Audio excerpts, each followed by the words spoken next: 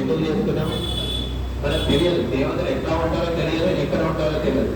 ఆ కలశంలో ఆవాహన చేసుకొని ఆ కలశంలో ఏం వేసుకున్నాము? జలం. జలం అంటే ఏదో మనం నల్లాకొచ్చినటువంటి కూడా నీళ్ళే, భూగర్భంలో నుంచి వచ్చినటువంటివి కూడా నీళ్ళే. కానీ మనం ఎప్పుడైతే మంత్రంతోనే ఆ జలాన్ని అభిమంత్రణ చేస్తామో అవి పవిత్రంగా మారిపోతాయి. పవిత్రంగా మారిపోయి అప్పుడు దేవతలు వచ్చి అందులో కూర్చుంటారు.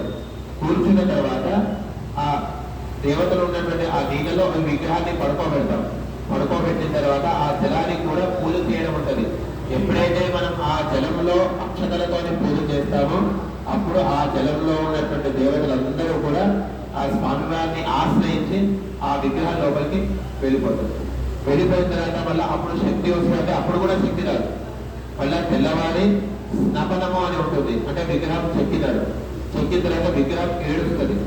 అంటే ఏడవడం చెప్పాను, ఆ శబ్దం వస్తుంది కదా, ఆ శబ్దమే ఆ విగ్రహము ఏడు. అంటే మనం ఏడుస్తాము, విగ్రహము ఆ నిప్పురవల రూపంలో, శబ్దం రూపంలో ఆ విగ్రహము బాధపడుతుంది.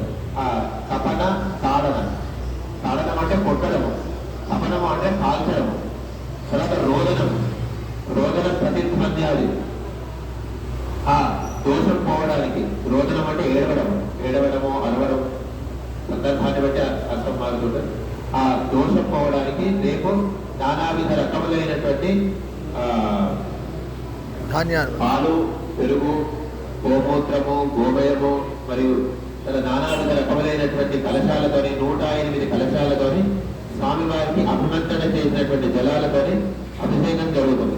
అభిషేకం జరిగిన తర్వాత ఆ విగ్రహము అందులో ఉన్నటువంటి ఏదైతే రోదనము, తపనం, చెక్కినటువంటి దోషము, కొట్టినటువంటి దోషము, కొట్టిన తర్వాత వచ్చేటువంటి శబ్దాలను వచ్చినటువంటి దోషం అంతా పోతుంది. పోయిన తర్వాత కూడా ప్రాణం రాదు. ప్రాణం ఎప్పుడు వస్తుంది? సాయంకాలము మనము చేసుకునేటువంటి ధాన్యాదివాసం. ధాన్యాదివాసం అంటే మనం ఏదైతే పొలంలో పండించుకుంటామో ఆ పండించుకున్నటువంటి ధాన్యము తీసుకొచ్చి ఆ ధాన్యంలో స్వామివారిని పడుకోబెడతారు. ధాన్యంలో కూడా దేవుళ్ళే ఉంటారు. అందుకే పల్లెటూర్లలో పొలం పండించిన తర్వాత కోట పోసిన తర్వాత భగవంతుడికి ఒక కొబ్బరికాయ కొట్టేసి అప్పుడు ఆ ధాన్యము పంచడం జరుగుతుంది. ఎవరు పంచుతారు? మొదలు ఆడపడుచులు పంచుతారు. ఆడపడుచు ఇంటికి లక్ష్మీ స్వరూపం కాబట్టి ఆ ధాన్యంలో స్వామివారిని పడుకోబెట్టడం జరుగుతుంది. ధాన్యంలో పడుకోబెట్టిన తర్వాత ఆ విగ్రహంలో ఏదైతే దోషం ఉంటుందో, ఇక్కడలాగా చెప్పాను, తపన, తాడన, రోగం, ఈ 3 దోషాలు తొలగిపోతాయి. తొలగిపోయిన తర్వాత శుభముహూర్తానికి విగ్రహం ప్రతిష్ఠ చేసుకోవడం జరుగుతుంది.